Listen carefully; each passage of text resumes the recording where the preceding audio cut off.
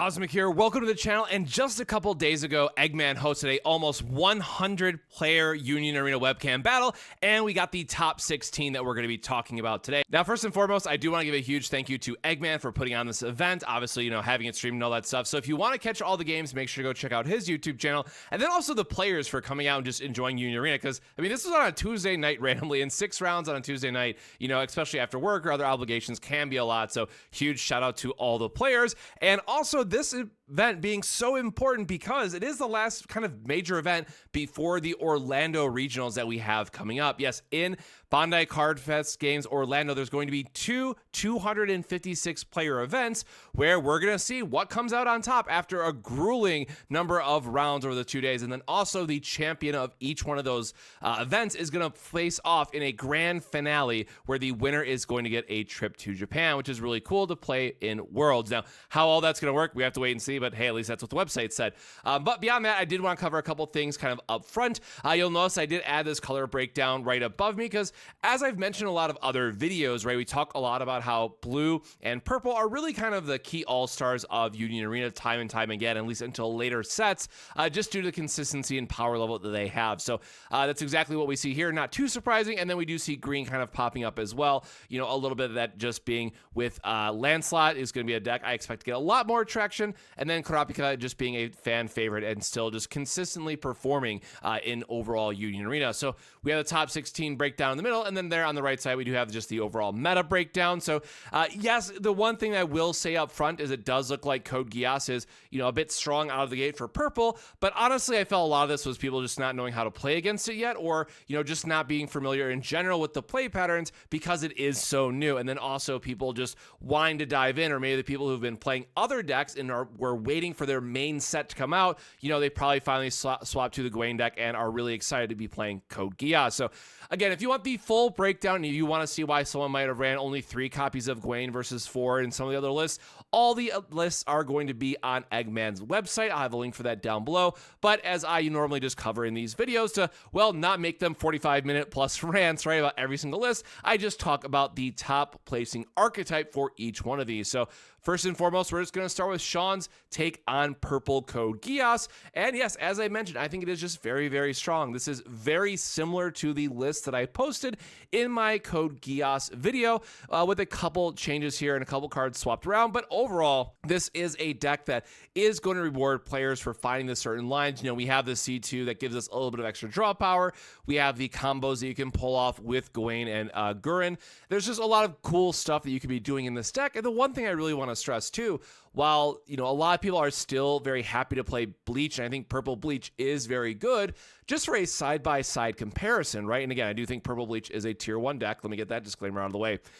Purple Bleach does require a bit of a setup that you have to have so many cards in your graveyard or sideline to get that effect, right? In Code Geass, yes, you do need to see certain interactions of cards, but if the comparison is both of these decks have to see, certain combinations of cards, but one of them requires a graveyard and one of them doesn't, then yes, we would expect there to be a slight favor towards Purple Code Geass. So not entirely surprised to see it, win the entire thing here, but also would expect to see this to do very well in Orlando. So yes, going undefeated with the 6-0, we do have the Purple Code Geass. And again, when I was at least looking this over, I think the only other one was the previously starter deck Lelouch, which I guess I realized without a starter deck that's not going to make a lot of context, right? But the other one that is a shrinking Lelouch, 2 action point and a draw trigger instead of a get trigger. So that's like one of the other ones that kind of stood out. But then otherwise, again, it is just a deck that wants to play its raids for value. You have a couple combos you can pull off, but really kind of more of your just standard good mid-range purple stuff that we've kind of have seen since, Purple Bleach. We've also seen, in Hunter x Hunter as well with the Phantom Troop side, and now seeing another variation of it here with Code Geass, which again, for me personally, because you do have the 4K removal, which is what held back the Phantom Troop version, I do think this Purple Code Geass deck is your all-in-one package for a Purple Union Arena deck. Obviously still having some weakness in some of the other cards that we have to run, but I think overall it is going to be the strongest purple deck. Going on from there, we have Peter with the Blue JJK or the Sukuna starter. This is tried and true, absolutely staple. I don't think that there's anything to, I mean, okay, sure. Some people do 2 shrine versus 1 shrine. I don't have very strong opinions for that either way. But this is just the tried and true blue Sukuna JJK list. Obviously, we do have the 6 Sukuna list that gets played as well. Not as much traction, but I think for a blue JJK deck, as much as I am personal to the Nanami version because I just love the extra draw options, and I do think Nanami lines up pretty well into the format overall. It cannot be stressed enough that Malevolent Shine, once you get it going and you get the extra Sukunas on the field, you're going to be able to close out the game in incredible speed. And one thing to also note, as we're looking for, a Lancelot meta, most likely going forward, the fact that 4 Sukuna can get up to 5k is also going to be extremely relevant. So Nanami also does get up to the 5k BP with impact and damage too. So obviously impacts are always blocking anyways and still taking a damage.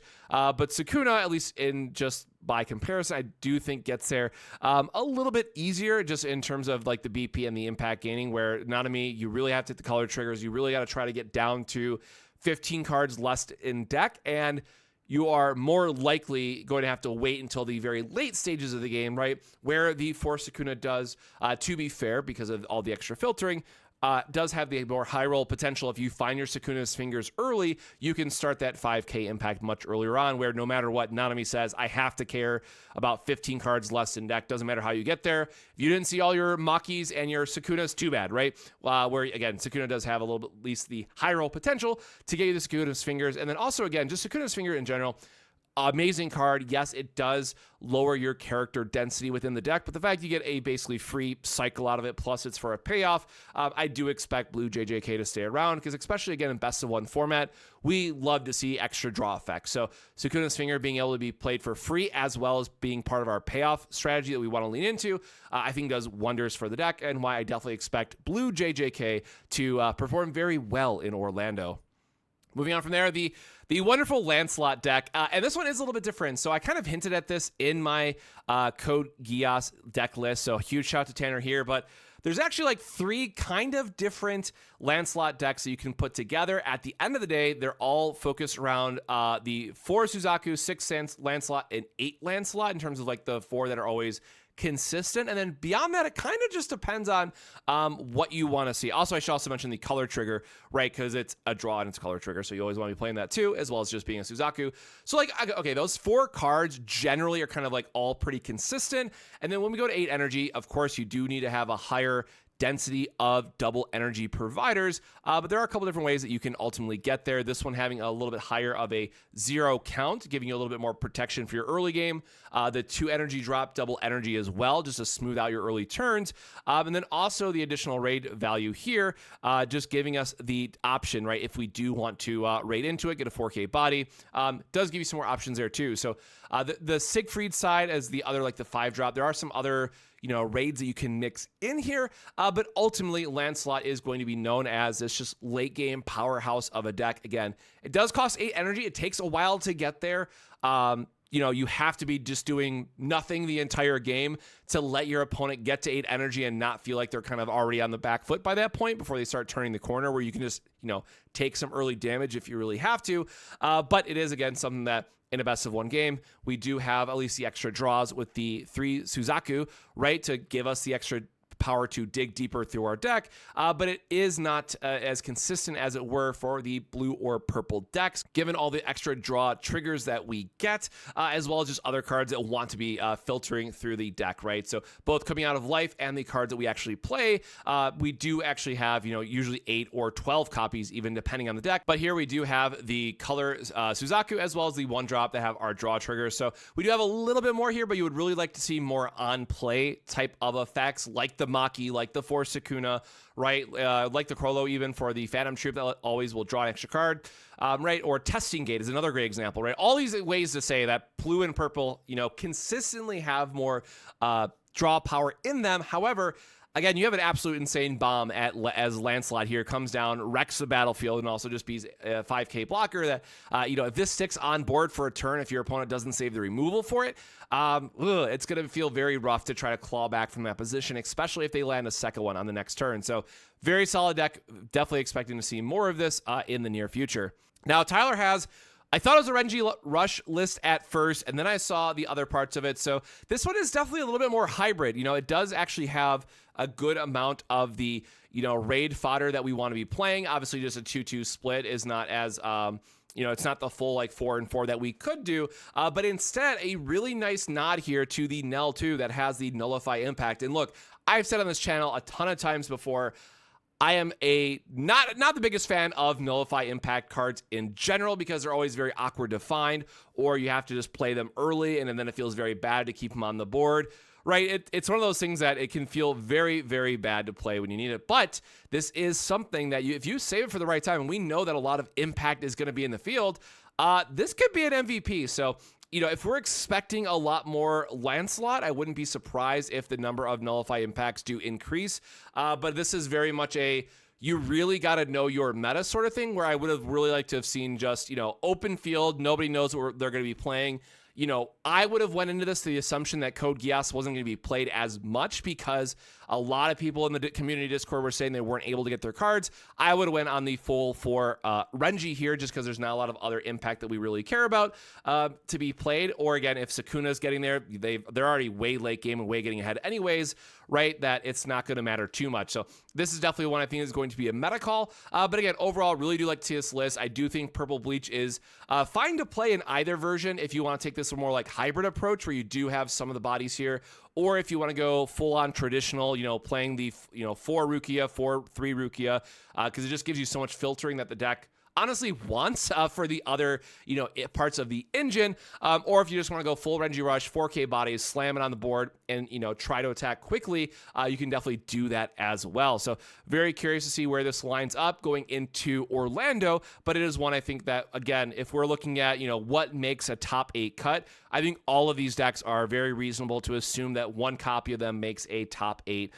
cut for that major event. Going on from there, we have Cristian's Kurapika, and again, one that this has been a hot topic, admittedly, in the Discord in the recent days. So I think this is still a very fine deck. I know a lot of people are like, hey, the FOMO's hitting, Lancelot just is so much better. Everyone's talking about Lancelot, Code Geass being such a strong deck. I truly wholeheartedly believe that this is still a very good deck to play because of the 2 Kurapika that you get to play in this deck is insane levels of disruption with Emperor's Time. And as we've seen with the Lancelot deck, there are going to be turns where they have to promote their step double energy to the front. And if you knock it out with an Emperor's Time or just removal in general, that can set them back a little bit. Now, the one thing I will say, I do think that from a overall meta-analysis standpoint, actually, on a meta note, shout out to Shadow Beast. I love this card inclusion because it's the anti-blue or purple. And spoiler, the vast majority of the field is going to be blue or purple going forward. I'll tell you that right now. So this is actually a playable card for our meta. Now, obviously, that might change as more sets come out, but I am expecting to see anti-blue purple kind of be a key theme, going forward for green lists. But back to what I was going to say is the Kurapika getting the extra, the damage, the draw, the removal can really set back a lot of decks. So I think this is something that is worth, looking into, but also the Gon from the starter deck that gives you plus 1,000 to your board and has impact. I think that can matter a lot for closing out some games. So I will say I think that where Kurapika sits, and obviously this list is fine, it performed well. I think if I was going to build a meta deck, I would really try to find the right balance of the previous one that I shared, which we just called Oops All Triggers, right? But it was a impact Gon, 7 impact Kurapika, and then also the 5 impact Kurapika as well, right? So you just give you so many options to close out the game where there are turns where you just are able to set up, hey, I have 3 impact this turn. I'm taking those last 2 lives no matter what, right? And I think that it goes a long way to, a little bit of how you want to build your deck to get there. Because the one thing I will say is, a key card that deck relied on previously was Melody. and Melody feels really bad into a field of Purple Code Geass. So I do think that's a case where Shadow Beast, again, being another cheap double energy that you can play early, I think it would just take the place of those two Melody. You lose out on the active trigger, it does feel pretty bad, but being able to curve into a double energy Shadow Beast on your energy 2 is really, really important for your acceleration. So I do expect a couple more changes that we're going to see going forward. But again, I'm also Team Neon Gaming. I will die on that hill. Getting to rush into some of your bigger cards can be really important. So again, a deck that I think needs to shift a little bit more towards the mid-game play style, because the late game is going to be taken over by Lancelot. And those 5K boards can just be rough to get through. But again, keeping in mind that we do have additional answers kind of baked into this deck with Kurapika, with these special triggers, that we are not that scared of a 5K body compared to some other decks, right? Like Purple Bleach, other than it's special to mill that many cards and kill Lancelot, is extremely difficult. Like, let's call it like it is, right? Where this one, it's just a, oops, I rated my 7-drop, kill your 8-drop sort of thing. So I do think there's a lot of value there, right? I think we're now getting to the point of Union Arena where you really have to respect the meta and think about what these other decks are, which is great. We're finally getting some like meta building depth into the game, but it is something that, looking at these results, what do you expect to see in Orlando, right? You really have to start thinking like, hey, is Shadow Beast going to be good enough? Do I play the Melody, right? Am I all in on Forward Neon because I really just want that double energy acceleration plus a body, right? There's a lot of things to consider now going forward that I think are going to make Orlando very interesting. Last but not least, we have a Mojito deck that went into a 5-1 here at the end. And this is a very interesting list. So we've talked a lot about T-Max Ghetto deck, which I just did another Versus video on 2 days ago, whatever it was, that I really, really like. I've also talked about the more like super low to the ground, aggressive Mojito deck that can, really close out games surprisingly well. And notably might actually have a decent line into the red Ashford Academy deck. And this one is a middle ground between them, right? We're only playing 2 of the Ghetto. We don't have the Jogo raid, which I think is just a key staple to consider if you're running the Jogo here. And then the rest, like the 0 and 1 line, are kind of more of what we'd expect. So this is one that I think definitely wants to play both sides of the Mojito control package as well as the Ghetto at the top end that just ended up performing very well. And then also the self-embodiment of perfection. We talked about like the multi-attack strategy that's in JJK, and then what we'll see again in Sword Art Online. I guess also Demon Slayer does have it, so I guess next month we'll see it with Demon Slayer as well, where you can promote from the back line, get extra attacks, things of that nature, right? So just getting 5 attacks in can be really powerful and just helping you close out a game. Or again, the Megumi deck that can get up to 6 or 7 attacks. I forget how I think it's 6 in a perfect world, right? That can also be very strong at closing out a game if you're trying to be aggressive. So again, really cool here to see the more Mojito, control and just beat down style of deck really melding together in this instance. So admittedly, this is one that I do not have strong feelings on. Obviously, I have a lot to say about Kurapika because it is one of the main decks that I play. I still have it sleeved up. I still think it's very, very good. I love playing it. I just really loved Hunter x Hunter in general. But for the Purple JJK deck, you can go search the Discord, go all the way back to my earlier notes. This is one that I am very conflicted on still because in the all-in Mojito deck, if you high roll the early aggression, yeah, it feels, unbeatable. If you play the Ghetto version, as we've seen with T-Max list, if you get that early Ghetto, you can win the game by turn 3 because your opponent is just going to be immediately so far behind. And I think just from like an overall high roll and or like what is a really good opener, there's no deck that beats the Ghetto opener. Like I'm just going to slay that flat out. Like now that I've had to play against that more, if they hit that opener, scoop it up. Good, save yourself the 25 minutes. You're done. Get out of there. You lost. Like T-Mac beat me bad on this one. But I really do think it's, again, important to stress that it does require a very specific opener, and it is a little bit slower because it does have the 2 action point into no raid that you have to align with. But again, if you get that disruption with Ghetto, you really take command of the board. So for that reason, I really want to see Ghetto being a 4 of. That's like the one thing I will say. If it's in a deck that wants to utilize it, play it as a 4 of, never cut it below 4. This card, man, again, if you want to win the game super quick and you want to see your opponent just instantly demoralized, No deck does it like the Ghetto deck does. And again, shout out to T-Mac for brewing it, because it's one that I completely missed that wasn't on my radar.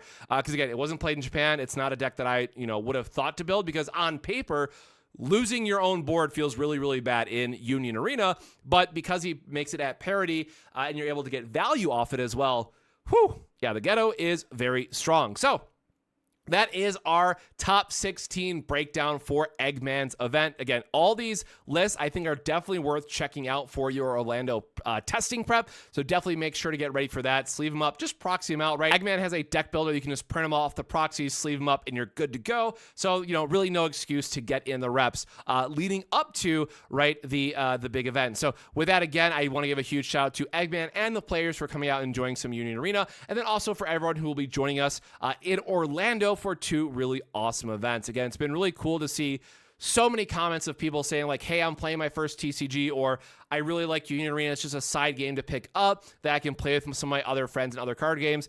Love, love, love the energy that the game has been seeing so far, and hope that continues well into 2025. But until then, my friends, more to look forward to, hopefully in the near future. I finally got my Code Geass stuff sleeved up, so I have a rare battle tonight, and hopefully get some versus videos up soon-ish. We'll see. But until the next time, stay safe, stay hydrated, and see you in the next video. Cheers.